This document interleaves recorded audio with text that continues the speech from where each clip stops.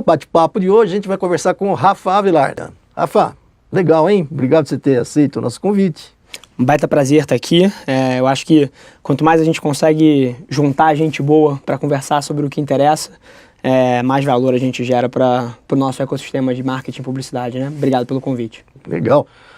Você é bem novo ainda, né? Quer dizer, como é que você evoluiu na sua carreira? Bacana. 28 anos, né? Então, de fato, dentro de um cenário executivo, eu sou bastante novo, mas a minha carreira é completamente não ortodoxa.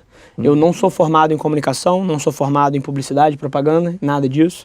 Eu sou economista, trabalhei no mercado financeiro, em banco de investimento no começo de carreira, mas logo depois migrei para um negócio da família que estava muito mal das pernas e foi através de comunicação, de marketing, de estratégias de vendas que eu construí o lugar onde eu estou sentado hoje, né? Então a empresa basicamente era uma empresa, na época que eu entrei tinha 9 funcionários, faturava alguma coisa na casa dos 3 milhões de reais e ao longo dos últimos 5 anos, hoje em dia eu não faço parte mais da gestão, só dos comitês de advisory, mas a gente deve estar batendo esse ano alguma coisa a casa dos 31 milhões de faturamento e a empresa escalou de forma tremenda aí.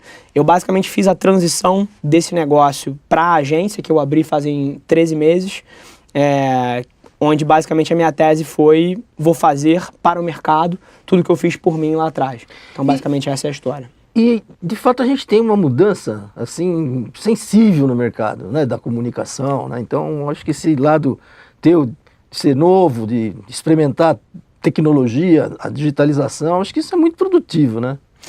Com certeza, eu acho que sensível é uma palavra bem carinhosa para o tamanho da mudança que a gente está passando, né? Eu inclusive defendo que é a maior mudança sociocultural da história da humanidade, porque basicamente você tem toda a atenção dos seres humanos, que para alguém que faz comunicação é o que interessa no fim do dia, ela está migrando de um lugar disperso, porque antigamente você falava a atenção das pessoas estava numa revista, a atenção das pessoas estava numa TV, a atenção das pessoas estava na rua, e grande parte disso tem se canalizado para dentro do smartphone hoje em dia, que é o controle remoto da sociedade. Sim. Então eu acho que sensível é uma palavra até que subvaloriza o tamanho do que a gente está passando aqui.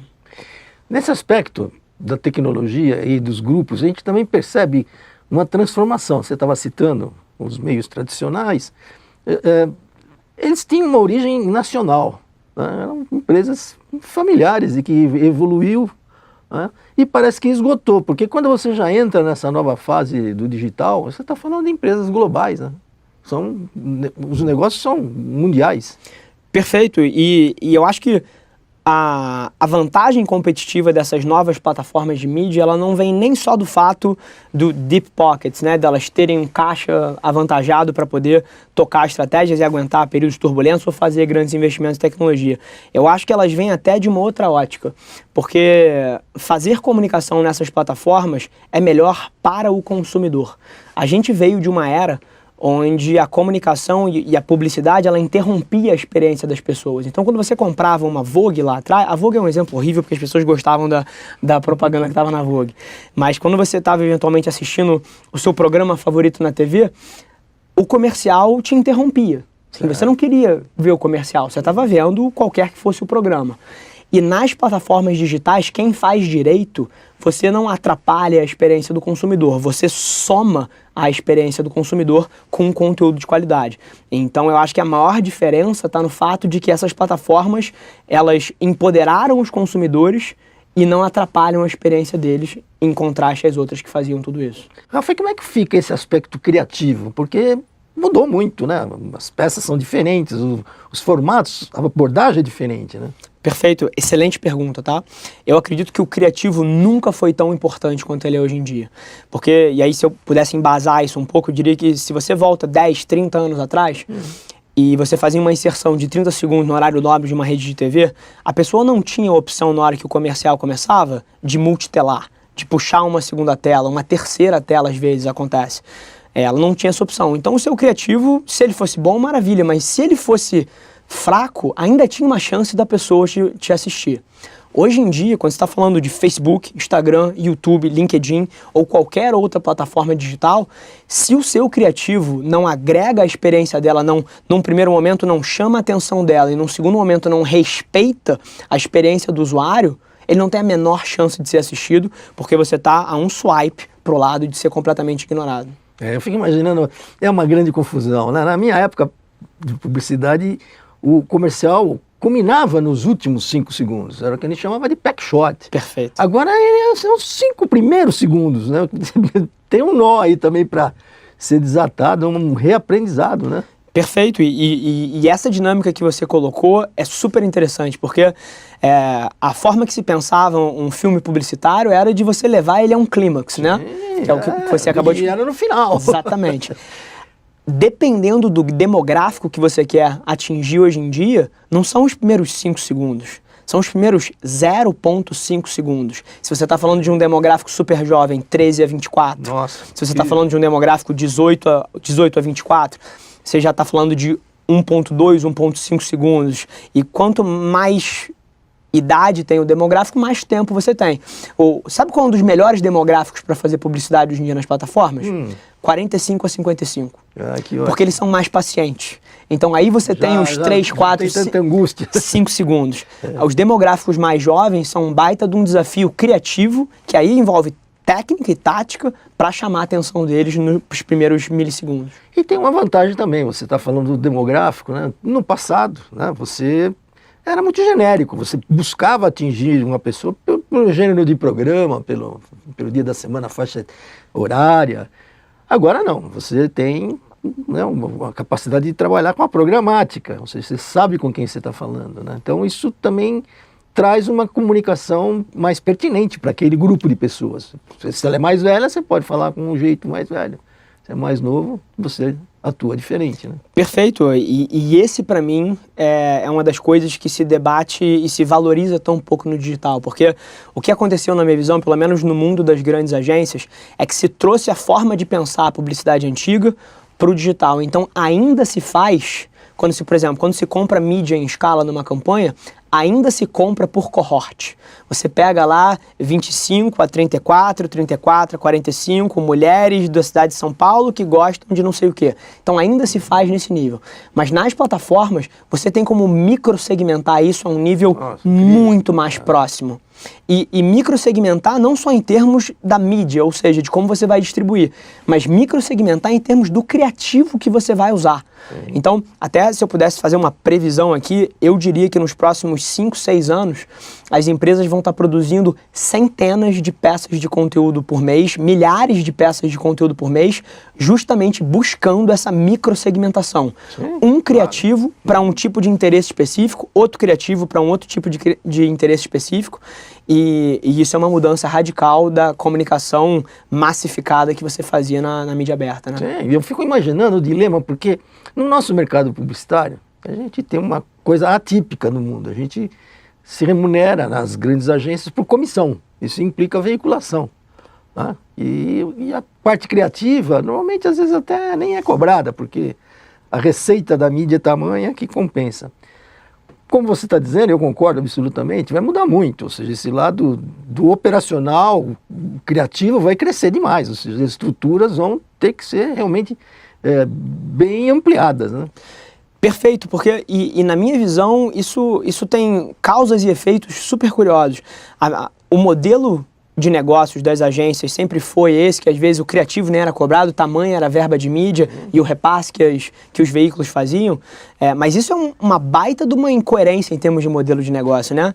Mas prevaleceu perfeito, anos, né? Perfeito. E o que a gente tem hoje em dia, que é super interessante, é o inverso. O Facebook, o Google, o YouTube, o Twitch, o Spotify, eles não te pagam repasse nenhum. Não. Então, o que as empresas têm como ganhar de mídia é na gestão da verba. E o criativo passa a ser a variável do sucesso do modelo de negócio. Rafa, tem uma coisa aqui, no mercado tradicional, né, o anunciante se acostumou, às vezes, a nem pagar a criação, porque estava embutido lá no preço da mídia, né? Ou seja, o veículo remunerava a agência, né? E o valor da comissão da agência também remunerava a agência. Agora a gente está percebendo que com esse avanço, esses grupos internacionais que praticam uma política diferente, né? Como é que você vê o anunciante? Ele está preparado para pagar o serviço? Perfeito. Eu acho que as empresas sempre vão estar preparadas para pagar por resultado. Então, e aí você tem dois espectros, as empresas que não entenderam que o mundo mudou e as empresas que entenderam que o mundo mudou. As empresas que entenderam, e a gente trabalha com várias delas, elas não só estão preparadas para pagar pelo criativo, mas como também o que elas querem é, às vezes, não pagar comissão em cima da mídia. Olha que cabeça diferente. E pagar por estratégia. Então, minha visão, as agências que vão prevalecer daqui para frente têm um caráter totalmente diferente das antigas. Elas são parceiros de negócio que pensam estratégia, então estão muito mais para uma consultoria estratégica do que de uma agência que compra mídia e um shop criativo capaz de pensar ativações geniais que ecoam dentro desse novo ecossistema. É incrível, né? Realmente, Rafa, surpreende.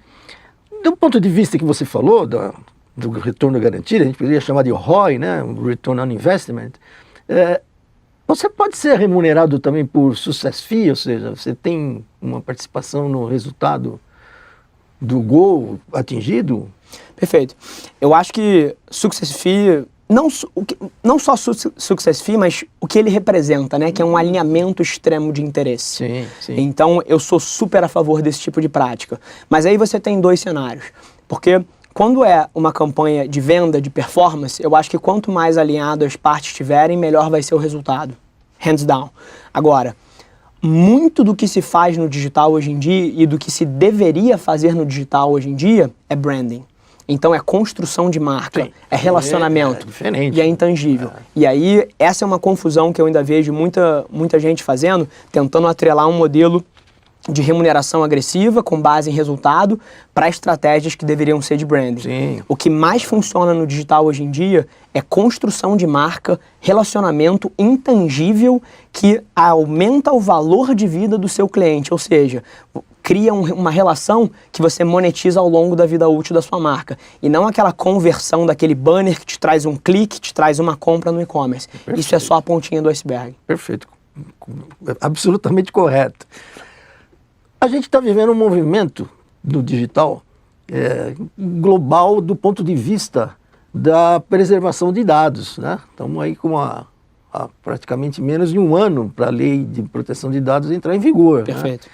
Como é que você percebe o mercado brasileiro e esse uso dos dados? Maravilha, excelente pergunta. Eu acho que é um tema que tem muita confusão em torno dele. Eu sou muito próximo do Ronaldo Lemos, que é um dos maiores especialistas de tecnologia e dados do Brasil, inclusive ajudou a escrever o Marco Civil da Internet. E se tem uma coisa que se fala muito nesse meio, é o uso indevido dos dados das pessoas. Então, assim, eu acho que toda regulação, seja ela regulação europeia, regulação americana ou algum consenso que vá se chegar a nível global, ela vai passar por dar a escolha para os indivíduos. A gente veio de um movimento onde, por não ter regulação, as marcas se apropriavam da forma que elas bem entendiam. E ao longo dos próximos anos, o que a gente vai ver é essa escolha revertendo para a mão das pessoas. Então, por exemplo, você vai poder, já ano que vem, dizer dentro do Facebook se você quer que ele colete os seus dados e, por exemplo, da mesma forma que você limpa os cookies do seu browser, se você não quer tomar remarketing, essas coisas, você vai poder limpar os seus cookies do Facebook. Você vai poder escolher que o Facebook não colete seus cookies. Então, o que a gente vai ver ao longo dos próximos anos é essa escolha na mão das pessoas e as pessoas tomando decisão se elas querem compartilhar os dados com as empresas ou não. Perfeito. E seguramente esse aspecto de você ceder teus dados tem um benefício também envolvido nisso, né? Ou seja, estou ganhando um serviço, uma oportunidade, às vezes sem custo, né? Perfeito. E essa para mim é a confusão. Eu acho que as pessoas que não são educadas o suficiente nesse tema, elas veem isso como uma ameaça à segurança delas. Sim. Mas você tem duas coisas.